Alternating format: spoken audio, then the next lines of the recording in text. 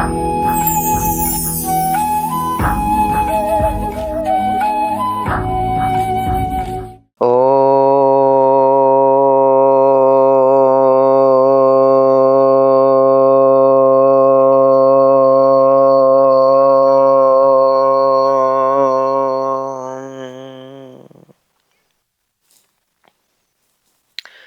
గురుభ్యో నమః. శ్రీ మహాగణాధిపతయ నమః. శ్రీమాత్రే నమః. నీళాతుంగస్తనగిరితటీ సుప్తముద్బోధ్య కృష్ణం పారార్జ్యం స్వం శృతిశతశిరసిద్ధమధ్యాపయంతి స్వచ్చిష్టాయాం స్రజినిగళితం యా బలాత్కృత్య భుంక్తే గోదా తస్యై నమ ఇదమిదం భూయ ఏవాస్తు భూయః. శ్రీ భూనీల సమేత గోదా రంగనాథ స్వామినే నమః. కర్కటే పూర్వ ఫల్గుణ్యాం తులసీ కాననోద్భవాం పాండ్యే విశ్వంభరాం గోదాం వందే శ్రీరంగనాయకీం. గోదాదేవి చెల్లులతో కలిసి కృష్ణుని మేల్కొల్పడం అనేటటువంటి వంకతో వ్రతం నిర్వర్తిస్తూ కృష్ణ భవనానికి చేరుకున్నారు. దారి పొడుగున అనేక రకాలైనటువంటి జీవులు ఆధ్యాత్మిక మార్గంలో అడుగు పెడదామనుకుంటూనే అడుగు పెట్టలేక అనేక కారణాలుగా ఆగిపోయినటువంటి వాళ్ళందరినీ, లేదా ఆ మార్గంలో ఉండి ముందుకు సాగకుండా తన్మయత్వంతో ఆగిపోయినటువంటి వారందరినీ మేల్కొల్పుతూ జగత్తుకి మేలు కలిగేటట్టుగా వ్రత నిర్వహణ చేస్తూ ఇక్కడ ఆయన్ని సంబోధిస్తోంది. మాలే మణివಣ್ణ మార్గళి నీరాడువాన్ మేలయ్యార్ செய்பனகள் வேண்டுவன கேட்டியேல் ஞாலத்தை எல்லாம் நடுங்க முரல்வன பாலன்ன வண்ணத்து உன் பாஞ்சயசயன் பாலன்ன வண்ணத்து உன் பாஞ்சசன்னியமே போல்வன செங்கங்கள் பொய்ப்பாடுடை எனவே சால பெரும் பழையே பல்லாண்டு சைப்பாரே கோலவிழிக்கே கொடியே விதானமே ஆலி நிலையாய் అరుళేలో రెంబావాయ్. మాలే అంటే ఆశ్రిత వ్యామోహం కలిగినటువంటి వాడా. మనం అనుకుంటాం భగవంతుడు ఆయనకి వ్యామోహం లేదు అని, మనం భగవంతుడి పైన వ్యామోహం కలిగి ఉన్నాము అని. కానీ వాస్తవానికి భగవంతుడికే మన పైన వ్యామోహం. భక్తులంటే ఆయనకి చాలా ఇష్టం. భక్తి వశుడు అటువంటి వాడు, భక్తి గమ్యుడు అటువంటి వాడు, ఆశ్రిత వ్యామోహం కలిగినటువంటి ఓ మణివర్ణ. మణివర్ణ అంటే ఇంద్రనీలమణుల వంటి వర్ణము కలిగిన వాడు. దీని రంగు ఇంద్రనీలమణుల్లాగా ఉంటుంది. అంటే నల్లనివాడు. నల్లనివాడంటే పూర్తిగా నల్లగా ఉన్నాడంటారా? బొగ్గులాగా, మసిలాగా, కాకిలాగా కాదు కదా. ఆయన నల్లని వర్ణంలో ఒక మెరుపు ఉంది, ఒక కాంతి ఉంది. నీలమణి ఎలా మెరుస్తుందో అలా మెరుస్తూ ఉంటాడు. అది ఆకర్షణీయమైనటువంటిది, మరింతగా అందరినీ తన వైపుకి తెచ్చుకునేటటువంటిది. అటువంటి మణివర్ణం కలిగినటువంటి వాడా, ఇంద్రనీలమణి వంటి కాంతి కలిగినటువంటి వాడా. అంతేకాదు అటువంటి స్వభావం కూడాను. ఏమిటి ఇంద్రనీలమణి లాంటి స్వభావం అంటే? పారదర్శకంగా ఉంటాడు, కాంతిని ప్రసరింపచేస్తాడు. రంగేమో నీలం వర్ణం, కానీ స్వభావమేమో కాంతి ప్రసారం, వెలుగునివ్వడం, ఆకర్షణీయంగా ఉండడం. అటువంటి వాడా అఘటిత ఘటనా సామర్థ్యంతో చిన్న మర్రాకుపై కగా ఒదిగి పడుకున్నవాడు. ఆయన ఘటనా సమర్థుడు. అంటే ఏది కూడా ఇది జరగడానికి వీల్లేదు అనేటటువంటి వాటన్నింటినీ మళ్ళీ చక్కగా జరిగేటట్టుగా చేయగలిగిన సామర్థ్యం కలవాడు. ఎవడైనా ఈ బ్రహ్మాండాలనన్నింటినీ సృష్టించినటువంటి వాడు ఒక చిన్ని మర్రాకు మీద పడుకుంటాడు ఒదిగిపోయి అని అనుకుంటారండి? ఎలా పడుకున్నాడు? బిల్లిపుత్తూరులో ఉన్నటువంటి స్వామి ఆయనే. మర్రాకు మీద పడుకున్నటువంటి పసివాడైనటువంటి బాలకృష్ణుడు.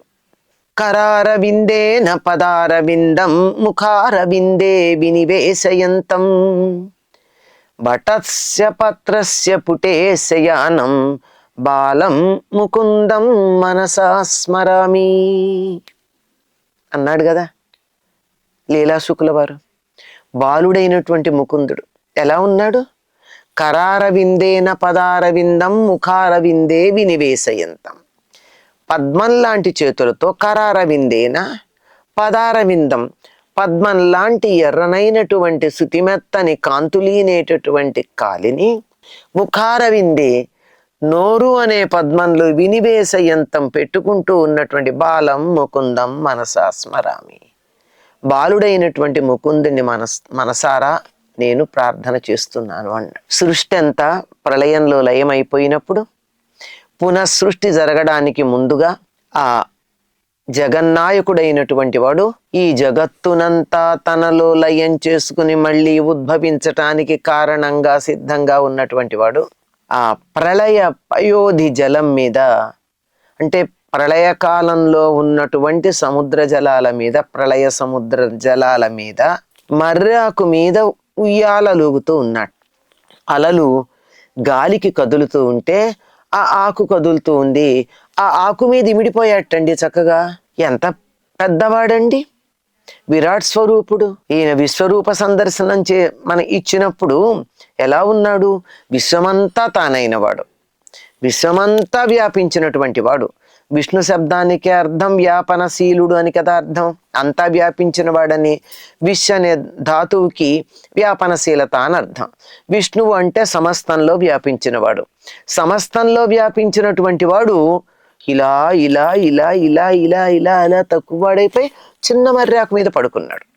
ఓ వటపత్రశాయి, నువ్వు సామాన్యుడివయ్యా, విశ్వమంతా వ్యాపించి ఉంటావు, లేదంటే ఇలా చిన్న మర్రాకు మీద ఒదిగిపోయి ఉంటావు. అటువంటి ఘటనా సామర్థ్యుడు నువ్వు. మేము మార్గశీర్షం స్నానం చెయ్యాలి అని దానికి కావలసినటువంటి పరికరాలను అర్థించి నీ వద్దకు వచ్చాం. స్నానానికి పరికరాలు కావాలా? ఆ వ్రతం చేయడానికి కావాలి. ఏమిటి కావాలట స్నానానికి? వీళ్ళకి పరికరాలు. స్నానం చేసి ఊరుకోరు వీళ్ళు. స్నానం చేసిన తర్వాత వ్రతం చేస్తారు. మార్గళి స్నానం చేసి వచ్చేసే వ్రతం ఇది. ఆ వ్రతానికి కొన్ని పరికరాలు కావాలి. అవి కూడా ఎట్లాంటివి అంటే, ఇంతకు ముందు పెద్దలు ఏ రకంగా ఆచరించారో అట్లా ఆచరించాలనుకుంటున్నాం మేము. ఇదేం మేము కొత్తగా తయారు చేసిన వ్రతం కాదు. మా మొఖానే పొద్దు పొడవలేదు ఇంకా. మేము పెద్దలు ఏం చెప్పారో అది చేస్తాం.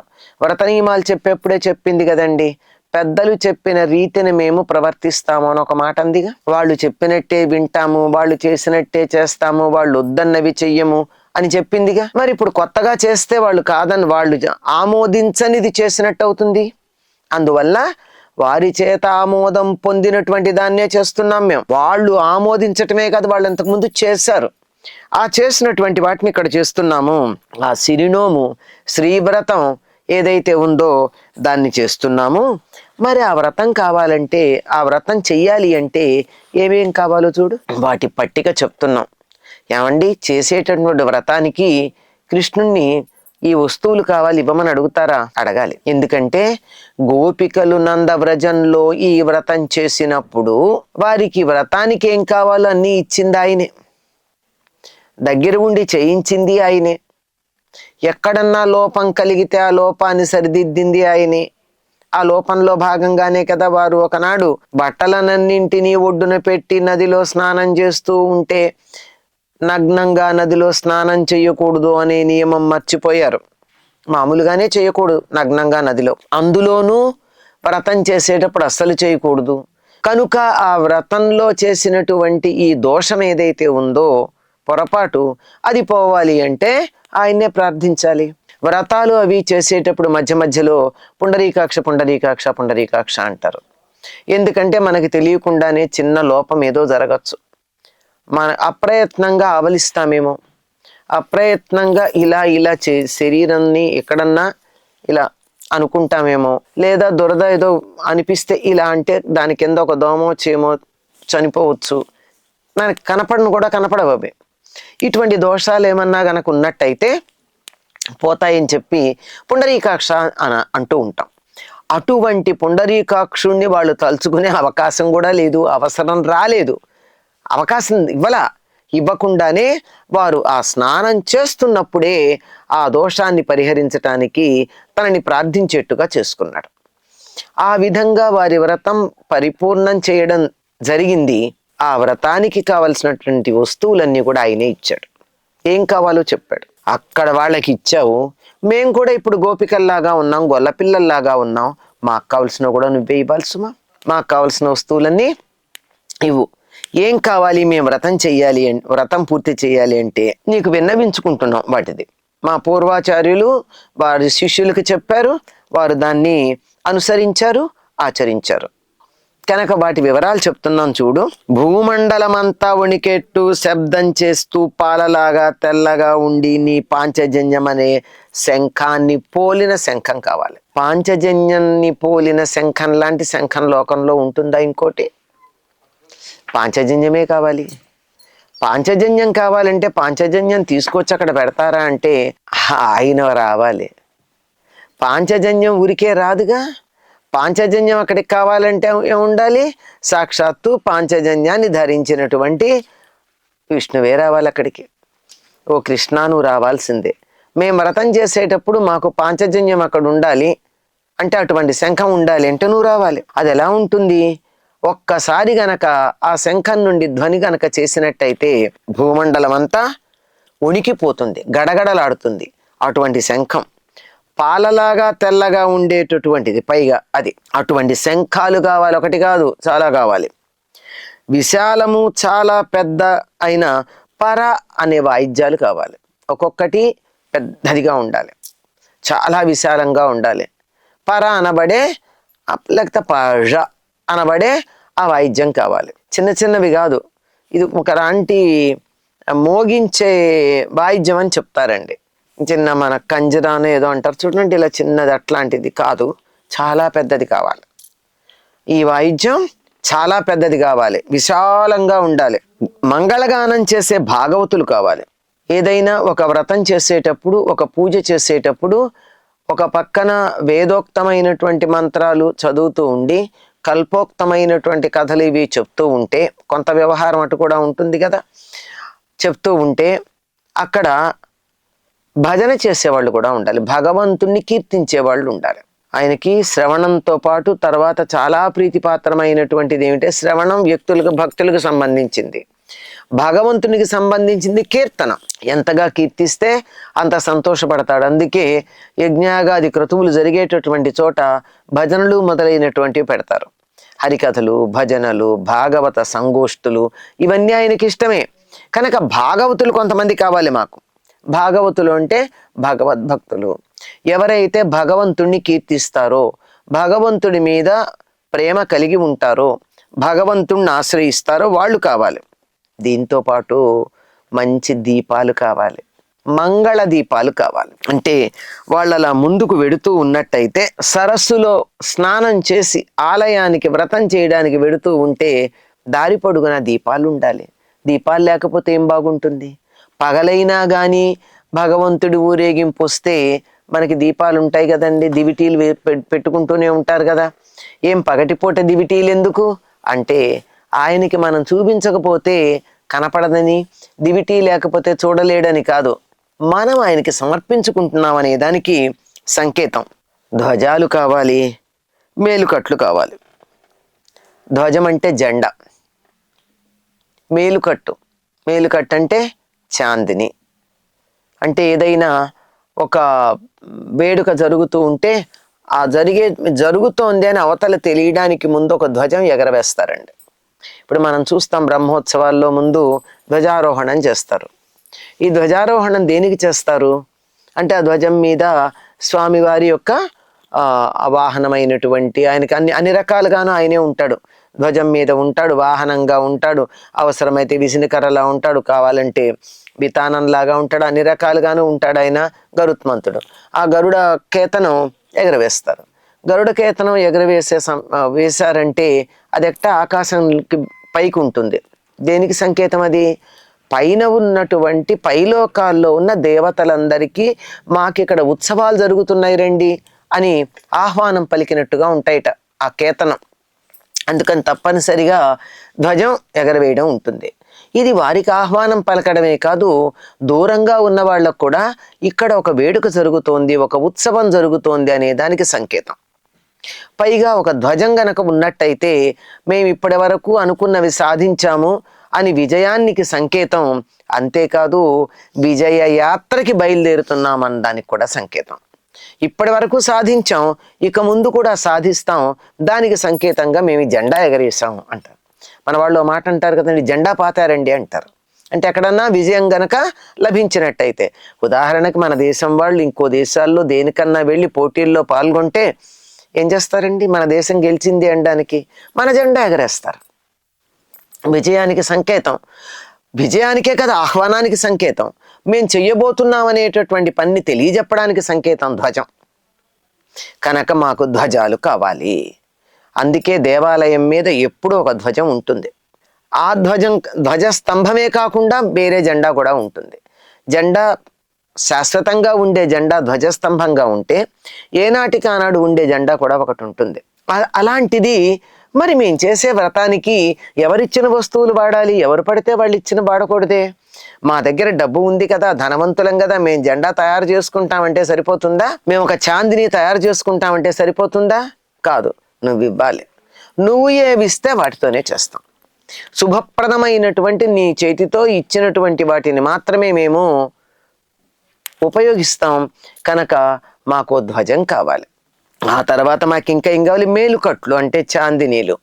చాందినీలు అంటే వితానము అంటారు. వితానము అంటే మనకి ఏదైనా పండగలకి ఏదైనా పూర్వం పందిళ్ళు వేసేవారు. ఆ పందిరి కింద తెల్లని బట్ట వేస్తారు. అంటే పందిరే కాదు, ఆకుల మధ్య నుంచి కూడా ఎటువంటి ఎండ రాకుండా. ఈ రోజుల్లో షామియానా లాంటి పదాలు వాడుతున్నారు దానికి. దాన్ని చాందిని అంటారు. అది కావాలి. ఇది నడిచేది కూడా ఒకటి ఉంటుందండో.